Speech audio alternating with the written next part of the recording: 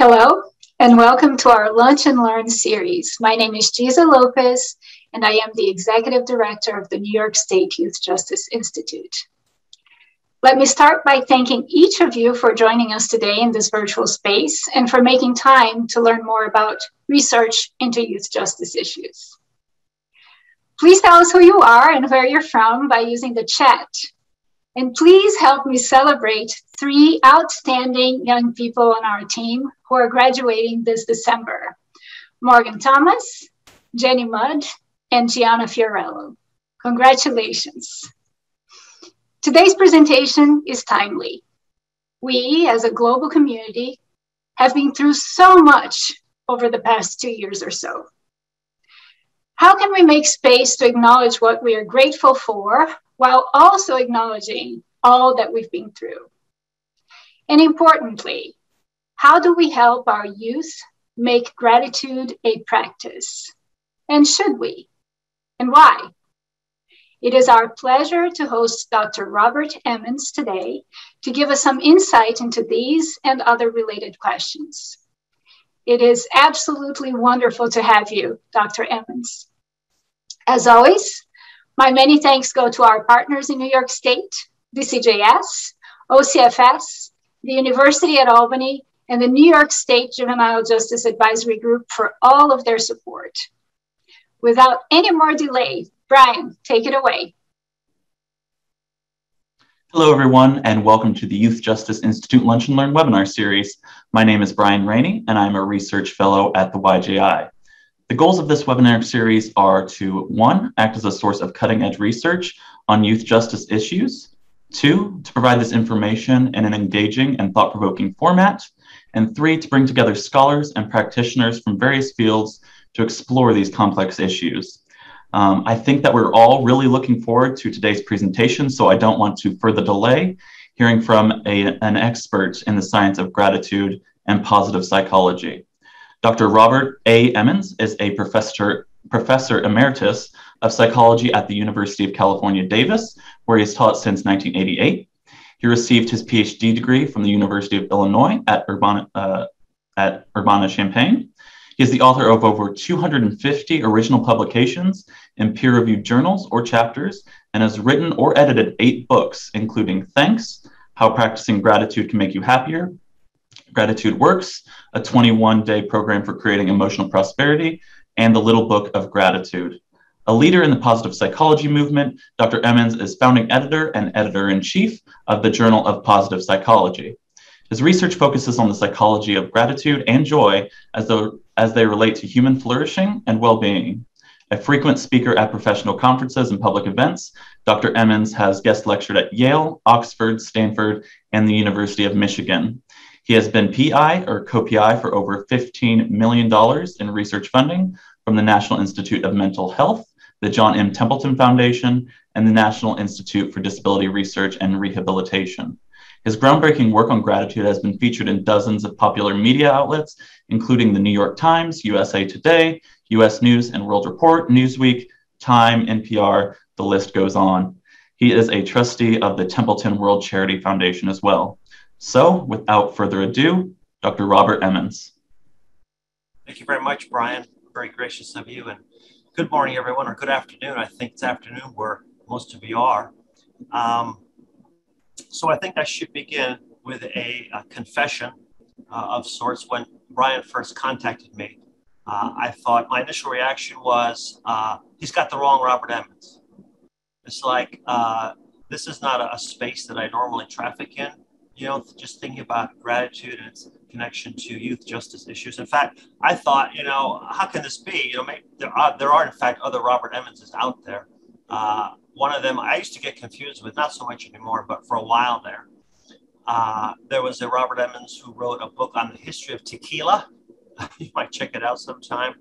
I thought, well, it doesn't seem like Brian wanted him either, so it seemed even more unlikely. But after he contacted me, and then I started thinking right away, like, what in the world am I going to say to folks, you folks in the youth justice arena? You know, I started thinking, well, Gratitude, we know that gratitude does things, gratitude means something.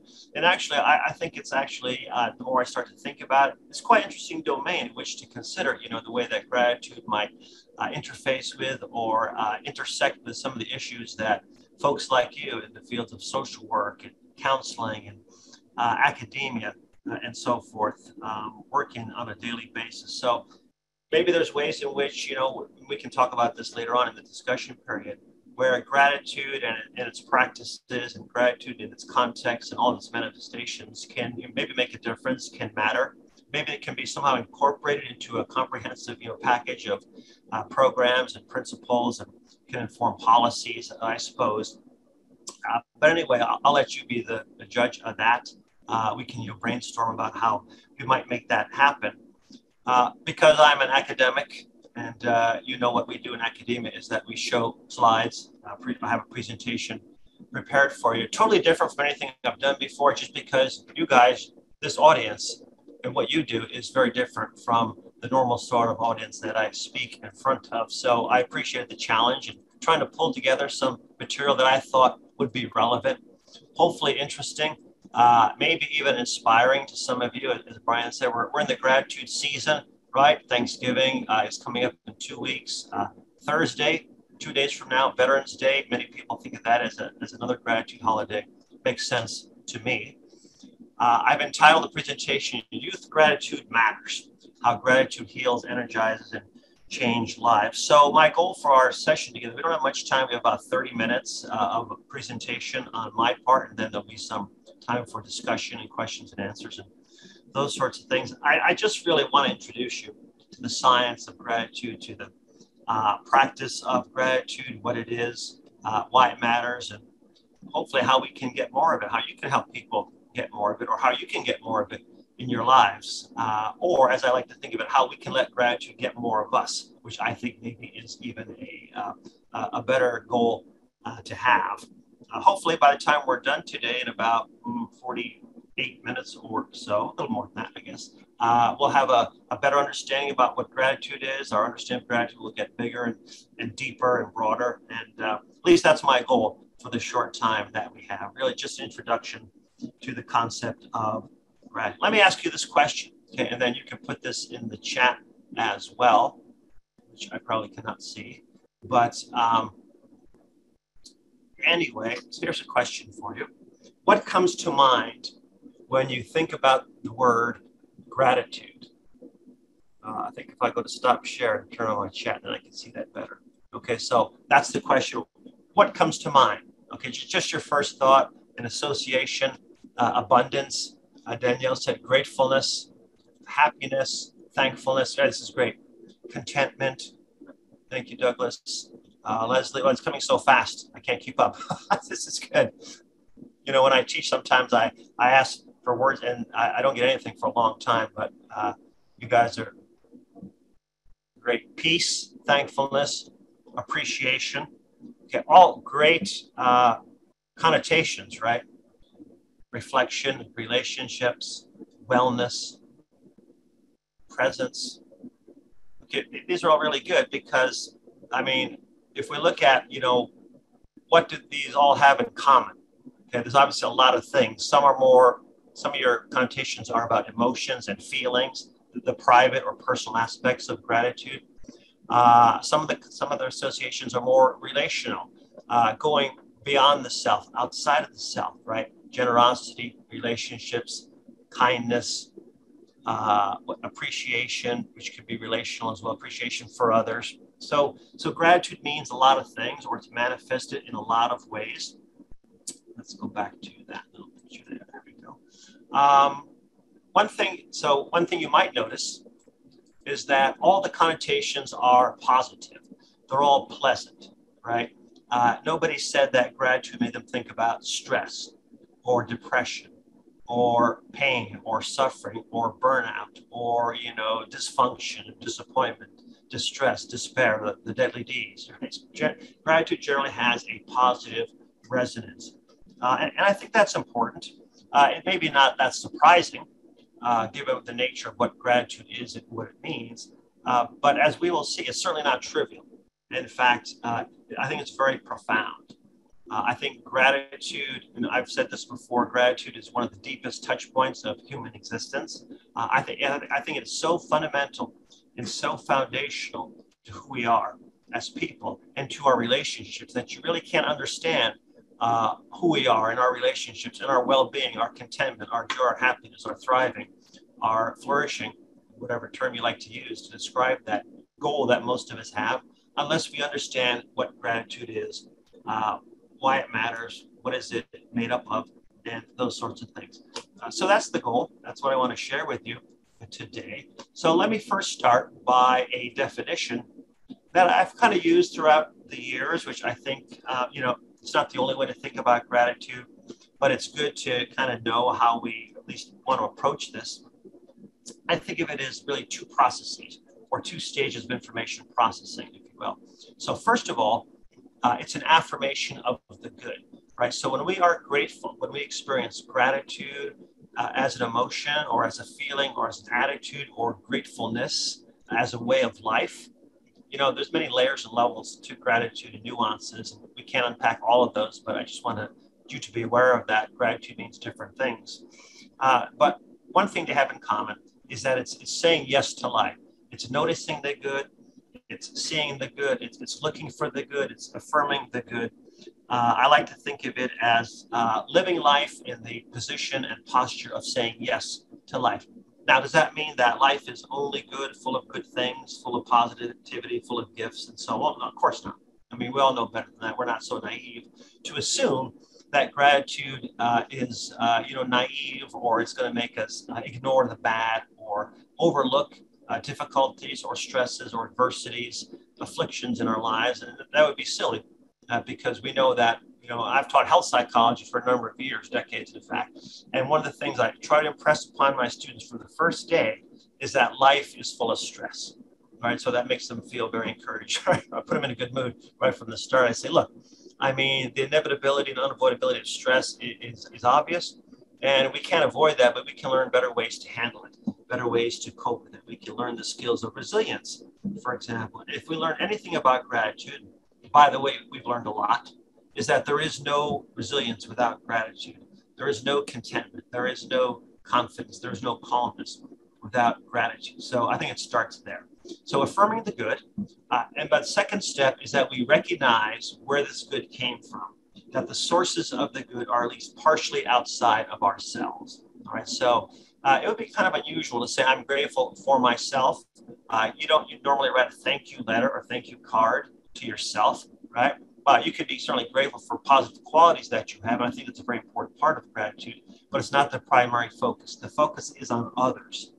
It's on other people or sources or agents doing things for ourselves, for us, that we cannot do easily for ourselves, securing things that we cannot secure for ourselves. It's really focusing on the good that is being done for us. Yeah, there might be bad being done for us as well, but we're going to choose to focus and look for the good. So affirming the good and recognizing where this good comes from. Okay, so that's where I like to begin with my approach to gratitude. And that's broad enough to encompass many different meanings and manifestations of this particular quality. Okay, so when I was back in graduate school now, a long time ago, I was working, this is prior to positive psychology, I was working in the area of happiness, or what we called back then subjective well-being. Doesn't that sound better? A little bit more, scientific, a little bit more credible, legitimate. Happiness just back in the 80s seemed kind of flaky. You didn't really want to use the H word too much. People thought of it as the anti-tenure factor. If you want to not get tenure, as an academic, you should study happiness, or even other topics like religion or spirituality also kind of fell into that domain as well. If you didn't want to get tenure, study those. I guarantee you wouldn't get it. Well, now, many decades later, the science of happiness is quite legitimate, quite credible. We know a lot about who is happy and why, and what are the principles and practices of happiness. My question was a little bit more modest when I began this research. I wanted to ask and answer this question. Is expressing gratitude the key to unlocking happiness? We think it might be. A lot of people have said that down through the years. I didn't share with you a lot of quotes that I could, but I'll just give you one. One person said that gratitude is the secret to life. You know, he said that if you have gratitude, you hold the key in your hands to unlocking and unleashing the secret to life. And that is full of, you know, happiness, contentment, joy, peacefulness, all those sorts of things that you mentioned are yours if you can approach those with an attitude toward gratefulness. And I thought, well, that's pretty inspiring, you know. But as a scientist, as someone who relies on empirical methods, I wanted to put those ideas to the test. I didn't want to accept those just as face value. You know, I wanted to see if gratitude, in fact, delivered on its promise and on its potential. So that's what I've been doing for the last 20 or so years. In fact, it's 20 years exactly this year, 2001, where my colleagues and I published our first major paper on the science of gratitude in Psychological Bulletin. We then followed that up with our paper measuring gratitude as a personality trait, 2002. And then our Counting Blessings versus Burdens study, the one that's got so much attention over the past 2 decades that I'll talk about very shortly, 2003. So it's the anniversary of a lot of seminal publications in the science of gratitude. Well, of course, we're not the only ones studying gratitude. It used to be the case in the late 90s, mid 90s, that there were very few people who were practicing or researching both the science and practice of gratitude. If you look at this chart, this shows the increase in the number of publications, peer-reviewed articles on the science of gratitude, just in one database. This is in the PubMed, which is, you know, medical journals and periodicals, very similar looking chart for psychological info. But you can see the largest bar is the last decade, where there's been more research published in the last decade than in 50 years prior to that. So a huge upsurge, a huge acceleration in the science. The mountain of research has gotten so tall that no one person can scale it, you know, and that's good. I mean, that's the indication of a thriving field, of a growing and flourishing discipline. More and more difficult to follow the science. But if you're interested in the science of gratitude in virtually anything, any outcome, any aspect of gratitude practices like journaling or letter writing, or gratitude in different domains like academics, athletic performance, depression, well-being, it's out there. You know, you just have to dig around and find it. So that's cool. So a lot of it is, you know, good science. Most of it is good science. You know, some of it not quite so impressive. But it's just great to see so much attention being directed toward people. And I think people are realizing that gratitude matters. It does something. It's valuable. Let's try to figure this out, how we can all implement this, whether it's in our personal lives, whether it's with our students, our clients, our families, our neighborhoods, communities, workplaces, healthcare settings, educational settings. Boom, it's out there. People said, I don't see too much in the youth justice context so far, but maybe some of you guys can change that if you're convinced that gratitude is valuable. Maybe I'm sure, in fact, not maybe, I'm sure there's work that I'm totally unaware of. And this is a new area for me, and I'm grateful for the chance to get an introduction to it. Okay, so I like to call the early research Counting Blessings versus Burdens, which we did, oh gosh, this is the late 1990s, began this research. We just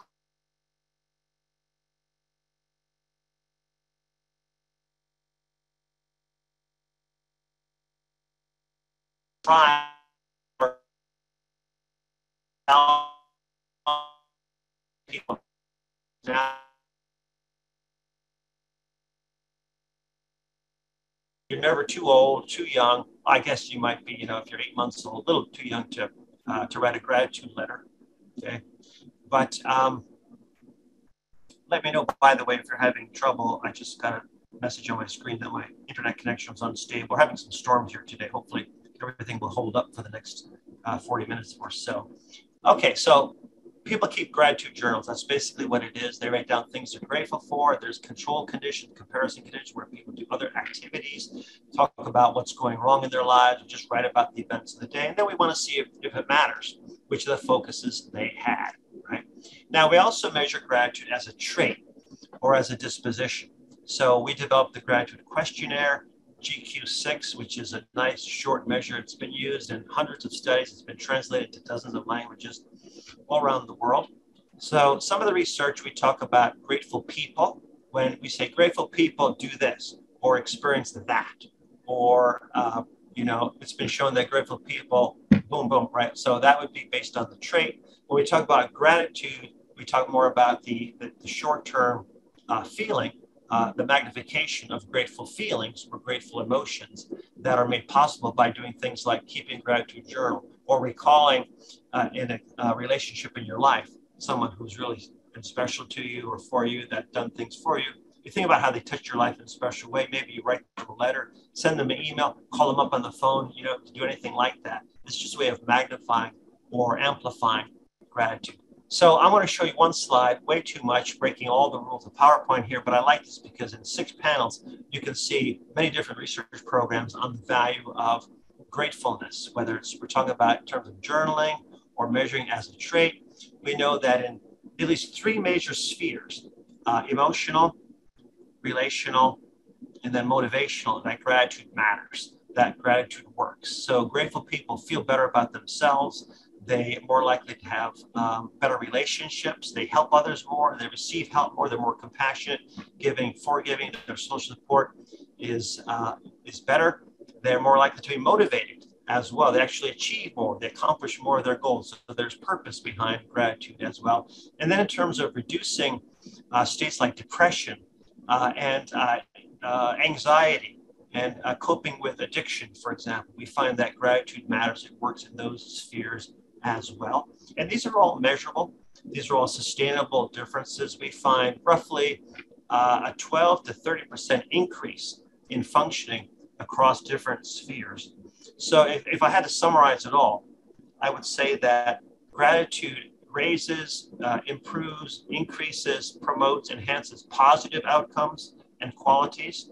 And it also then decreases or lowers or reduces undesirable outcomes or problematic conditions. And we see that again and again, study after study, that gratitude brings benefits. So whether we're talking about traumatic stress, for example, the big, T of stress, or the slow drip of everyday stress, we find that gratitude brings advantages. There is, in fact, a healing power to gratitude. So I like to say this. People ask me, so Dr. Emmons, you've been studying this for a while now. Can you summarize what you've learned about gratitude in 2 words, right? So even less than 30 minutes. Sure. Okay. I say gratitude works, right? I hope you believe that. If you don't believe that, maybe by the time we get done today, you'll become more of a believer in the power of gratitude. It, in fact, does have the power to heal, to energize, and to change lives, right? To heal hurts, past hurts, present hurts, disappointments, future anxieties. We know that gratitude matters for all of those. We know that in the face of exhaustion, and who hasn't been exhausted in the last 2 years, right? Who hasn't felt, totally worn down and worn out by the pandemic, by everything else we've gone through and are still going through. Nowadays, gratitude really can energize lives. It can heal us. It can also change or transform lives as well. We have some data on that. All of these, in fact, seem to be the result of a grateful mind, a grateful heart, grateful living. You really can't overplay the hand of gratitude. That's what I'm saying. That the grateful mind and grateful life reap massive advantages across spans, across domains. And that's exactly what we've been finding. Okay, so I do a lot of talking to healthcare audiences, doctors, nurses, and the like. It turns out that gratitude is not only good for their patients. I won't show you all those coefficients, but there's a lot of data on gratitude and biomarkers of health and disease and aging. All that stuff has been demonstrated. It's still being worked on today. But we also know it's good for the providers as well as for patients, just like it's good for parents as well as for kids. Brian, do you have a question?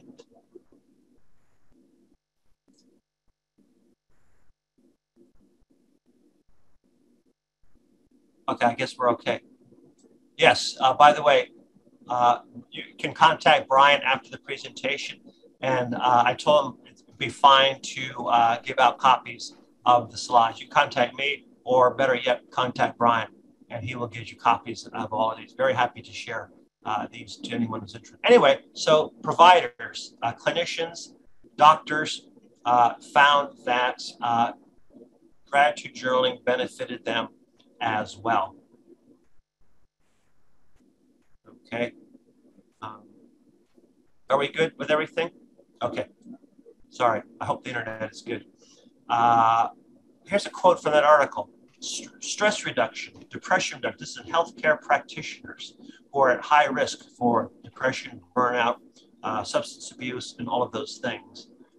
Such positive effects of this is like a short-term, minimal intervention, right? A couple times a week over a month. Improvement in both productivity and quality of patient service. So good news when it comes to providers. Okay, so why does gratitude work? I believe it's because of three main factors. I call this the Ark of Gratitude. That gratitude amplifies, it rescues, and it connects. Okay, so remember, I like to use this acronym. I talk about this in my little book of gratitude. I think this is a nice way to remember why it works. So if you go to any talk on positive psychology or happiness or well-being or thriving or flourishing, I guarantee at some point, somewhere, somehow the speaker is going to bring up the brain's negativity bias. The idea that, we tend to look for the bad, we tend to notice the bad, we tend to augment the bad, that this negativity bias of the brain tends to amplify the negative and attenuate the positive. Right? It accentuates the bad and attenuates the positive. And so we need a force which counteracts that. And I think that's gratitude. So gratitude turns up the volume on the good in our lives. It helps us notice the good. It makes everything, when you look at life through a lens of gratitude, things look bigger and better and brighter and bolder. Okay? So I think that's one good reason why gratitude works. Okay. Second, gratitude rescues us from the bad. Okay.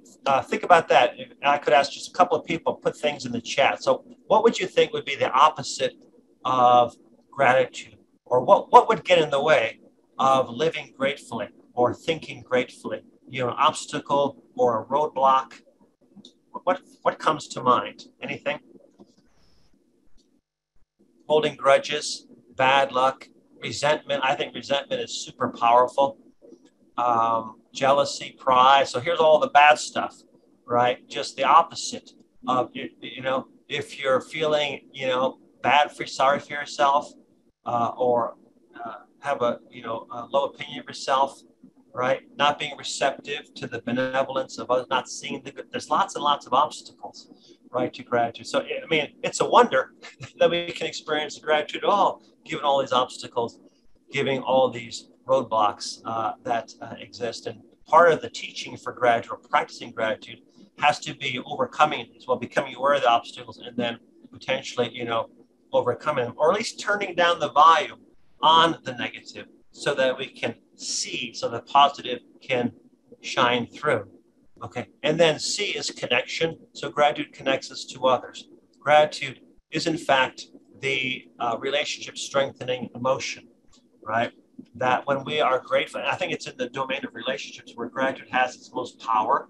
And that's where actually we notice its absence most acutely in the context of relationships, because relationships are strengthened when we notice someone's being kind to us, and then we want to be kind to that person in return. There's a giver, a gift, and a receiver, benefactor, beneficiary. We want to pass along that good. We want to pay forward the good.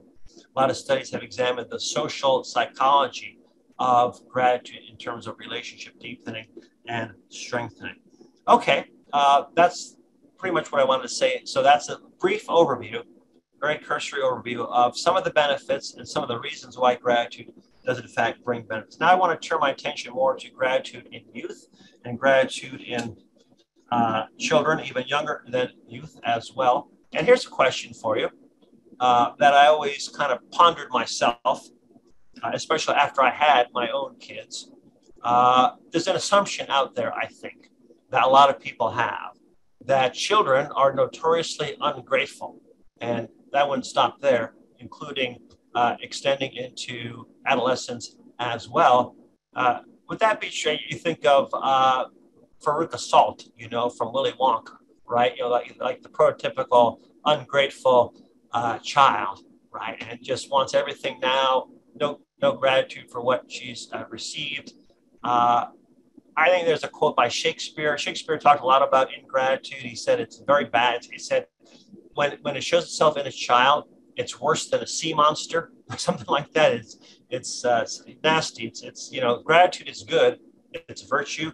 Ingratitude is bad. It's a vice. It's like one of the worst things people can say about you, right? So is that true or is that false? Well, I want to say, despite the fact that many people hold that to be the case, despite the fact that our kids, our students, our teenage sons and daughters can show some ingratitude. In fact, I think the capacity is there. I think, in fact, it's quite possible to find grateful kids and grateful adolescents and grateful young adults, and we know it. The research, in fact, demonstrates that as well.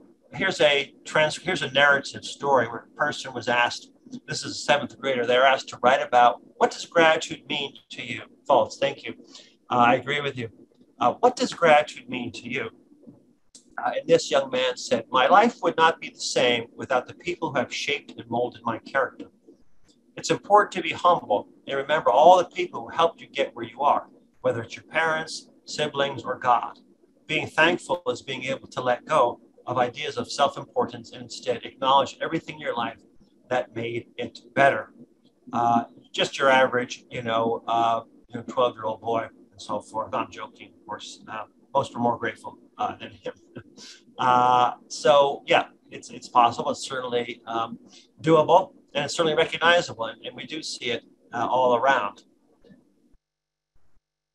What have we learned about gratitude and its impact in younger individuals? So I don't know, where you define, where are the boundaries for youth? You guys are the experts. I'm not. I've done some research with, 5th, 6th, 7th, 8th graders. So it's somewhere in the early adolescence, right, to early adulthood, I suppose. But anyway, lots and lots of good fun, lots and lots of new studies. And so if you look at on the bottom there, I just have the journal abbreviation, but most of these are in the last 5 years, 6 years, from 2015 through 2020. That gratitude matters. Gratitude works in youth just like it works in adults. It works in all groups that have been studied in terms of increasing all the good stuff like life satisfaction, a sense of meaning, a sense of purpose, better related outcomes in academics like academic engagement and even higher grades. And then it's lowering the things that we want it to lower, like antisocial behavior and depression, hopelessness, suicidal ideation, decreased alcohol consumption. Many studies have looked at gratitude in athletes and found that gratitude is associated with enhanced superior performance in student athletes. So again, we can go study by study and find many, many examples of the positive impact that gratitude is making in settings relevant to youth justice issues. I think, at least that's my humble opinion. And so we talk more about this. Again, I can brainstorm how we can perhaps capitalize on some of these findings and studies to help the people that we serve. So you've already mentioned this, so I can skip over this. Gratitude is so good. It is good, but you wonder why don't I see more of it? Why do I see complaint? Why do I see resentment? Why do I see entitlement or boredom or alienation or isolation? Right, and those are some of the obstacles that you guys just mentioned when I asked you to share. One of the things I like to do is try to overcome some of the myths to gratitude. I found that people have false beliefs about gratitude. There's ways in which we think it's one thing, but it's actually something else. And just very briefly, some people say, it's just positive thinking, right? Well, no, it's more than that. We know that gratitude sometimes is most profound and most deep and strong in context of adversity and suffering and loss. And gratitude helps shine a light on adversity. I have a quote on my wall. It says that in order for the light of gratitude and happiness to shine so brightly, the darkness of how it could be worse must be present. So it's not just a switch to turn on when things are going well, but it's also a light that shines in the darkness. So some say, if you're grateful, you're complacent, you're content. Not true. You actually become more purpose-driven, and you want to achieve your goals more when you're grateful. That it's naive. Well, no, it's not naive. In fact, we know that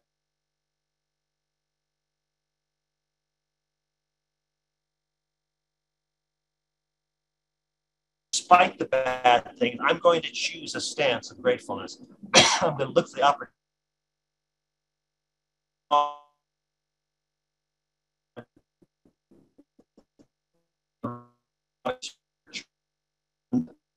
Grateful processing when it comes to traumatic events, how it can help close the door on open or painful.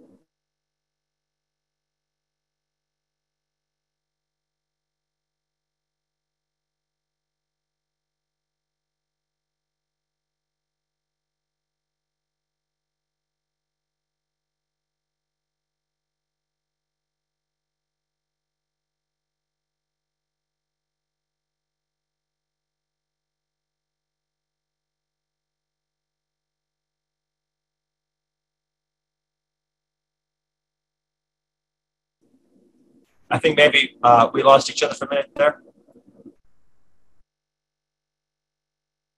Okay. This never happens, but it happened today. So journaling, writing a journal. Okay. So you can write down things you're grateful for on a regular basis. Okay. And I like to focus on 3 S's. So know a lot about what worked in journaling. Surprise, write about surprising events. Write about events which are rare or infrequent. That would be scarce events. Okay. And then be very specific. Just I'm grateful for, my family.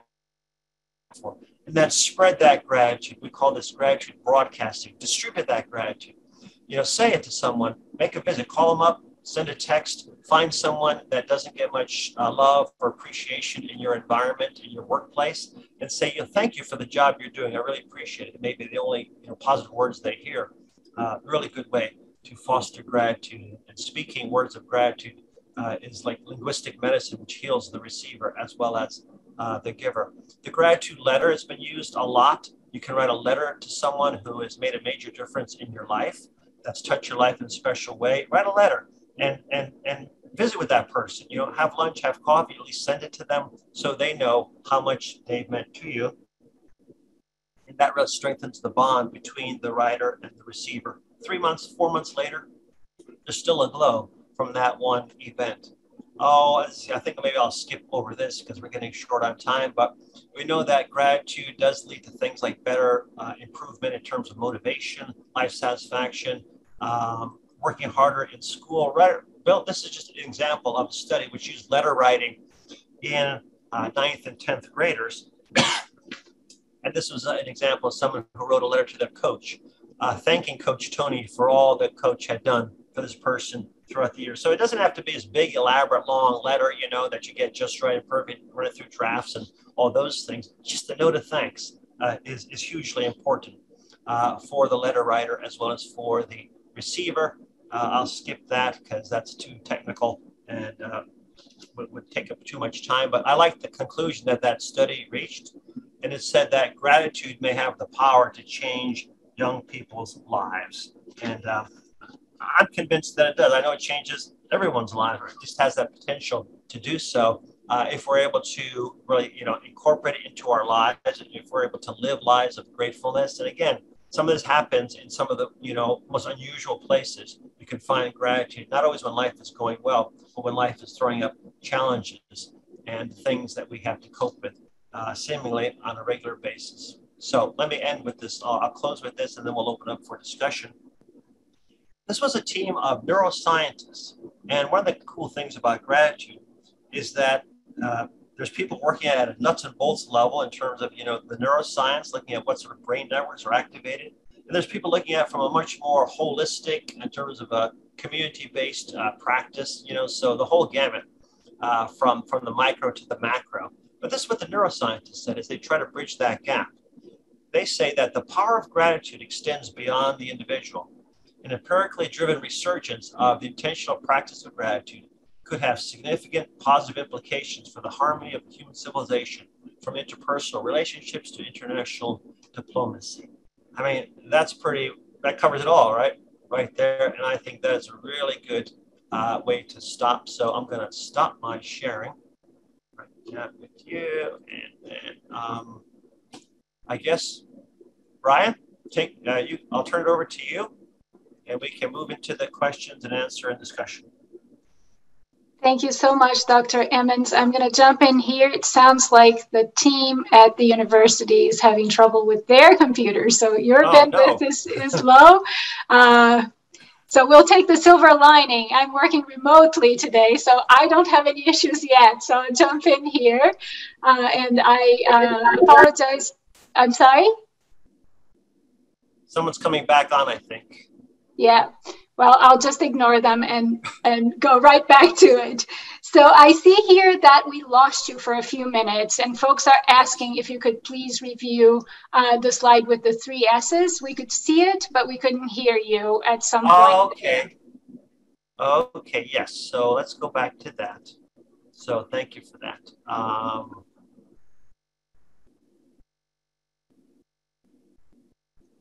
So we've learned a lot. So gratitude journaling is a technology now that we've learned quite a bit about what works, what doesn't work. And, one of the questions I get is, what's the right way to journal? I mean, do I need to do it a certain time of the day, or how many things do I need to write down, or what should I focus on? And I say, a lot of that doesn't matter. A lot of it is just the context and how you do it. You don't have to do it in the morning or evening, or get a special, journal or book to write in, notebook, that kind of thing. The most important thing is just the content is what really matters, right? So I like to talk about the 3 S's. So the first S is specificity. So be very specific about what you write about. Don't just say, I'm grateful for what? I'm grateful for my family. What is it about your family? Or what is it about your job? Or the opportunities that you get on a daily basis about where you live. So be very specific, kind of, break those down into more meaningful units. That seems to matter. So having more specific items in your gratitude journal really helps, I think, extract the maximum benefit out of this grateful focus. The second S is surprise. So be open to surprise. What surprising things happened today? That maybe you heard from an old friend, right? Maybe somebody was kind to you. Maybe someone went out of their way to do a favor for you at some cost to themselves, right? Maybe you got a check in the mail that you didn't expect, right? It doesn't have to be a big thing. It could be just a little. Someone smiled at you today that, and that it was, hey, I was surprised that happened. Good thing, right? Seeing the good. So you write about surprise. That's just another way to keep the practice fresh and new and novel, because you don't want to get worn out by, some people can get worn out by journaling. It's like it becomes one more thing they have to do on a daily basis. I call this to-do list gratitude, right? It's just like one more thing I got to add to an already hectic and busy life. The fact is, you don't want to do that. You don't want to make this a burden, right? You want to make this contribute to your life being easier and better and lighter and freer. And the way to do that is just focusing on things which are surprising, or gifts that you received today. Okay, and then the third S is scarcity. So scarcity is about focusing on something that is a good part of your life now, but maybe always wasn't, and maybe won't be again in the future. So maybe it's a relationship right now. Maybe it's a time that you have in a particular location right now. Maybe you'll be moving. Maybe you're going to be graduating. Maybe you're going to start a new job. Maybe they did a study of college students that found that the seniors who were about to graduate, who thought about how little time they had left before they graduated, actually were happier, actually drive more satisfaction, savor their final days and weeks at the university than those who thought about graduating 6 months from that point. So the fact that something is, when things are rare, they become more valuable. When things are scarce, they become more valuable. We increase our appreciation of those. And so we get more gratefulness from things that are scarce. So the 3 S's, specificity, surprise, and scarcity, seems to be 3 very important keys to successful gratitude journaling. Wonderful. Thanks for that.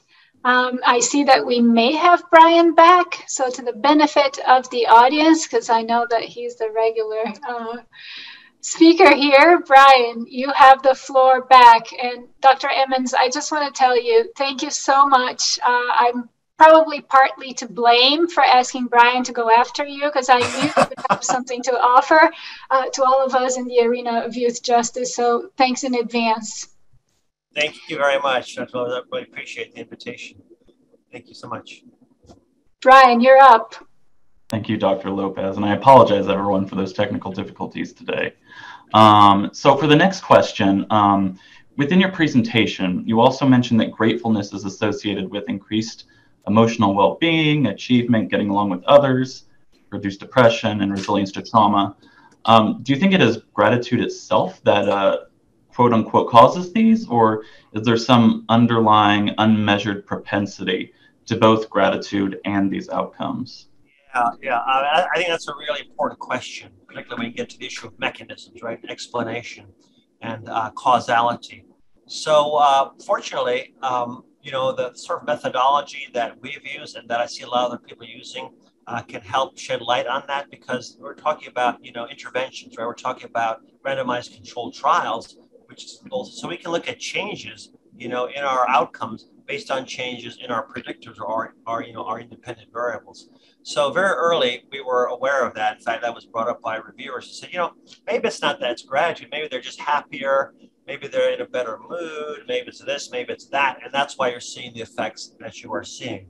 So, we, because we had data over time, we could, play around statistically with all those things. And we could actually demonstrate, which we did, and determine that it was changes in gratitude that were driving the changes in our outcomes, as opposed to changes in just activity level or overall positive emotions. And so we did that in our own research. I do also know that other studies have tried to do the same thing, right? So they distinguish between interventions in a setting which can just increase overall positive mood versus those which specifically target gratitude. And so one of the best examples is a study that's done by research done by David DeSteno and his colleagues at Northeastern University. And he looks at, I think he calls this temporal discounting, where you have to make a decision about, like a good financial decision about the future. Would you rather have, like, say, $10 today or $20 2 months from now, right? Kind of delay of gratification stuff, right? And what he finds is that when people are in a grateful mood, they're more able to have patience. They can wait for the bigger reward down the road. But when they're happy, there's no difference at all, right? And so when you're in a bad mood, that's worse, right? Then you want, I'll take it now, right, to kind of feel better. So there is a differentiation between feeling grateful and feeling happier. So we do know in that case, it is gratitude that's doing the work. Gratitude is the driver of the key outcomes, as opposed to happiness itself. But, there's also obviously, there's proximal and distal causes, right? So grateful people, let's say, have more flourishing, thriving, well-being, whatever term we use. And then the question becomes why. And it turns out to be things like social support, their relationships are better. So one can say, well, it's just social support, right? Well, no, it's gratitude, which leads to social support, which then produces the better outcome. But, we can show that gratitude mediates a lot of the outcomes as well. And then just one other quick one that I just thought of it. There's research showing that gratitude actually results in a decrease in aggression and violence, right? And that's, so one can look at that in terms of retrospective studies, in terms of correlational studies, in terms of prospective studies. But the best evidence comes from combining all three of those in experiments where people were put in a situation where they could respond aggressively by, the kind of things that they do in the laboratory. You can turn up ostensibly shock, to a research participant, a Confederate, but you're not really shocking. But it's kind of an aggressive response, right? And they show that, no, it's gratitude that reduces that tendency to respond aggressively, as opposed to a generalized positive mood. So it does seem that, gratitude is doing the work here, is the driver of these key outcomes. Thank you. And so you noted during your presentation that gratitude is an affirmation of the good and a recognition that this goodness is sourced at least partially outside of oneself. Does gratitude also recognize and validate the things that are perhaps not so good, such as trauma and other issues one has faced in your life? Yeah, so I think we need to be careful here in how we frame this. So if you consider gratitude as an affirmation of the good, recognizing the good, then by definition, no, we cannot be grateful for the bad, right? I mean, we're not grateful for death, for disease, right? For oppression, for suffering, right? Nobody's grateful when those things happen, right? But the question becomes, can we be grateful, despite those or in those situations, right? Can we find some benefits, right? Can we say, okay, well, this happened to me, and I'm not grateful for that. But now I've learned that there's nothing so bad that I cannot overcome, right? I've developed these skills, these capabilities, these assets have developed in me, partly because I went through that. So I'm not grateful for that. But, I found some benefits that I was able to redeem that bad thing. So something good can come out of something bad. We know that happens, right? All the time. And for me, Brian, that's what I hear the most from people when I get inspired, when people write to me and they say, Dr. Emmons, I've been through, and they tell me this horror story after horror story of all the bad stuff they've been through, abuse, addiction, trauma, right? A 14-year-old girl writes to me and says, I was addicted to drugs, right? And I don't know which way to turn. I was in a hole so deep, I had to reach up just to touch the bottom, And she said, I found healing in a gratitude app on my phone, right?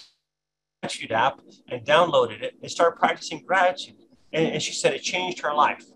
Right? In fact, she said, I'm going to become a psychologist because of this. So that's the kind of thing I hear about. I hear about other people who, they're at the end of the rope and they find some hope, some healing. It's very rare that people say, things were going well. I was happy. My relationships were going well. I was successful. I was a great star athlete. And then I wanted to add a little bit more onto that, just a little frosting to the cake. So I added gratitude to my life. No, it's like people in the depths of despair find the power in gratitude. So I think it does, in fact, go hand in hand with going through the hard times, as you mentioned, the not so good times. But you're not grateful for those. I like to think we're grateful in spite of those. And I think that's the difference between gratefulness as an approach to life and gratitude as an emotion, as a reaction to circumstances. So we want gratefulness. We don't always want gratitude. That's not always appropriate or beneficial, in the short term. Okay, and I think we can begin going to the audience Q&A questions.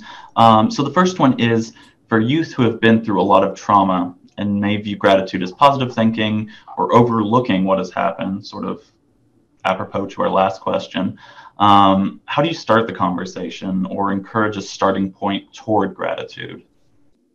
So I think it's really important to keep it very practical and very concrete with anybody who's been through a hard time. Okay, to talk about gratitude as this theoretical abstract concept. Hey, there's a lot of ways of looking at life. Sure, bad thing happened to you, but hey, you have so much to be grateful for, right? In spite of that. Doesn't work, right? I wouldn't recommend that, right? But what seems to be very effective, and my little book of gratitude has like 35 actionable techniques that I think are effective. And I start with someone that's very practical. I say, okay, think about a person who recently did something kind for you. And virtually everyone can do that, right? Someone who understood them, someone who was kind, someone who lent a hand, just showed some kindness, some generous action toward them. And maybe it's hard at first, but they can identify someone like that. Now, okay, well, now think about this person and what they did and how they helped you, how they, support and sustain you through the difficult time. How do you feel toward them? Do you have gratitude to them now? And then, so I have a series of like open-ended questions, which help them, helps probe their thoughts about this person. So it's in the context of a relationship, which seems to be beneficial. So I think that's why the gratitude letter writing is so effective, because you can find a coach, a teacher, a mentor, someone like that, a peer, that believed in them, that helped them, that even just, lent them a helping hand or gave them some, caring and sharing some support. And that's, I think, where gratitude can begin for a lot of people. And then they can go on from that. So I think small steps, right, make it very real, very concrete, as opposed to this theoretical, this can make you happier. And it can, but I think sometimes we need to work through the smaller steps before we get to the, gratitude at the as a way of life, which can be something that a lot of people struggle with. And related to that, the gratitude letter writing exercise, are there gratitude activities that you can practice that don't necessarily involve writing exercises? Yeah, I mean, I think of it in my mind most of the time. In fact, people will say to me, so Emmons, you're this big expert at gratitude. So tell me about your practice, about your journaling. And I say, I don't have one.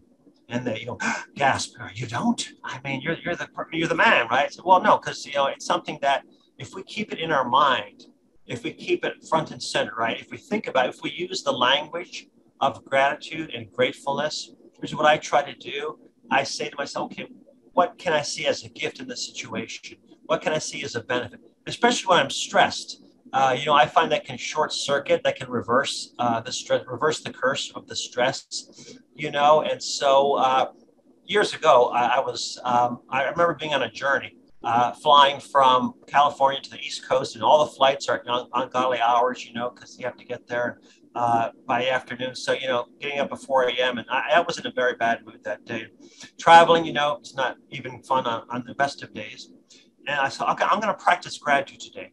I'm going to think about all the people who are making this trip possible and all the forces who are making it possible. And when I got to my hotel room that night on the East Coast, I was literally in the hundreds, from everyone from who checked me in, at the airport, to the gate agent, to the baggage handlers, to the tax. I mean, it was like, and so I realized that, I was benefiting from all of their actions. I started thinking about things that way, especially during times of stress, right? What am I being given today? And I thought about, what am I causing? What kind of problems am I causing people? And I found this gap between the benefits I was receiving and what I was giving back was significant. So I felt a little guilt about that. I felt a lot of guilt, but I also felt very sustained and very fortunate to have been supported by so many people. So that's the example of how I can try to use thoughts and language and think about my life in terms of being fortunate or lucky or blessed. And this internal language, this, trafficking the language of thankfulness is something that grateful people do. And you can do it anytime, even under, stressful situations. And I find that gives it a independence from circumstances, which is, I think, what we need to have this control over our thoughts, right? To get that resilience, to get that contentment and calmness and confidence, is to separate circumstances from our reactions. Okay, and for our last question, so you briefly touched upon this before, but could you speak a little more explicitly to the value or not so of acknowledging the loss, lament, the negative as well? Let's see, Sylvan Tompkins and Dr. Don Nathanson have spoken of a blueprint for community which affirms the positive, though also notes the importance of listening and acknowledging the negative emotions or affect. So when we began our research, I was astounded. I thought all the outcomes or correlates of gratitude were going to be all the good stuff, right? What we think of as the pleasant emotions.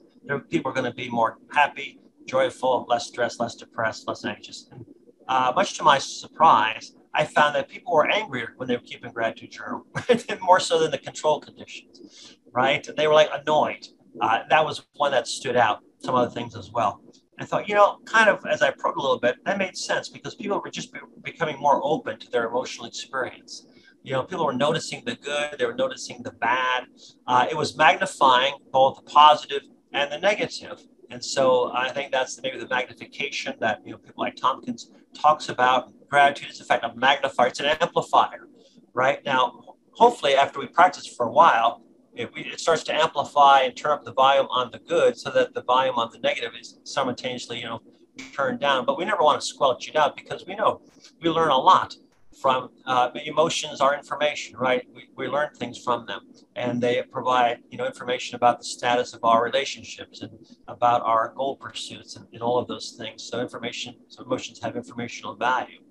But how can we, I think, achieve an independence from the actions of others to lead to things like resentment and grievances but focus on the good that we receive from others, which can magnify the gratitude and the appreciation, and eventually, get to that perspective where we choose to look at life through the lens of gratefulness. That it empowers us to look, because now we see other people are not controlling our emotions, right? We have the choice to control our emotional reactions to the events in our lives, to the behavior of others. And that's where I think, we want to get to when it comes to a grateful outlook. And I want my gratitude to be independent. I want to have this radical gratitude that says, you know what, no matter how shitty life gets, I'm going to choose gratefulness. I'm going to choose to look for the good, right? Not ignore the bad, not eliminate it, because I can't do that. But I'm going to choose to go on in spite of that. And that's what I hear from people, That's what inspires me to keep doing what I'm doing and researching gratitude and spreading the word about how we can actually, create and look at life through a lens of gratefulness and deal with life in all of its vicissitudes, the good, the bad, and everything in between. Dr. Emmons, I would like to thank you on behalf of the YJI and everyone in attendance for taking the time to share this incredibly interesting information with us. We're genuinely grateful to have had you join us today. But before I get to the closing, yes, you're welcome. Before I get to the closing announcements, though, do you have any last thoughts or words of wisdom for us that we can take with us? Oh my gosh, that would be more than a few. But I'll tell you what. I mean, I continue to be amazed and excited about gratitude. You know, just how much we've learned about it, how much more we need to learn about it, just ways in which we can apply it in different contexts. I think basically, I just wrote an editorial on gratitude and climate change. You know, and you think, well, what's it got to do with climate change? Well, it has to do with a lot of things, right? That we thought maybe at first, I'm not sure if it is relevant. It seems like any significant problem is going to be helped if we approach it from a lens of gratefulness, right? I mean, I don't think we can solve any problem. I'm not so naive to think that gratefulness is going to solve all of our problems, but it's hard to see how we can solve any significant problem without gratitude. You know, I think gratitude is that important. It's that big. It's that profound. And that if we think about how we can, incorporate it into our lives, our practices, we can all become, I think, role models for gratitude, whether it's with our kids that we teach, whether it's our kids at home that we raise, right, our clients. If we want them to be grateful, we got to model gratitude. We got to show gratitude, right? We can't expect our kids or students or clients or patients to be grateful if we're not grateful to them. So we've got lots of motivation to live lives of gratitude and to experience all the benefits. So that's my line. That's my story, and I'm sticking to it. So thanks, Brian. And thank you all for spending part of your Tuesday with me today. Appreciate that so much. Yeah, thank you again, Dr. Emmons. Before we close, I do have a few announcements and items to put on everyone's radar. So the next session of our Lunch and Learn series will be on December 8th at 12 p.m. Eastern Time. We will be hosting Dr. Benjamin Ben Roy, Faculty Director of Research and Professor of Law and Society in the Faculty of Law at the University of Amsterdam. He will be discussing some key insights on when law does and does not effectively help to reduce and prevent harmful and damaging behavior. The registration link for this webinar session is about to be placed in the chat for you all right now. And then immediately following this webinar, we'll be sending a survey to you all via email. If you have the time, please complete the survey, as it allows you to provide further feedback and questions for us. This information is also used to help improve future Lunch and Learn webinar sessions. The survey should take no longer than about 5 minutes, and we will also be putting the link for this survey in the chat section momentarily. And finally, if you've not already done so, feel free to connect with us on Facebook, Instagram, LinkedIn, and Twitter. The links to those accounts can be found on our website. And just a reminder that the views expressed here are those of the presenter and do not necessarily reflect the views of the New York State Youth Justice Institute. And in closing, I just want to thank you all for taking part in this session of the YJI Lunch and Learn series. We hope that you've gained something from this webinar and that you continue to mull over the work that Dr. Emmons has presented today. We also look forward to seeing you at future YJI events and webinars. Thanks again, everybody, and have a great rest of your week.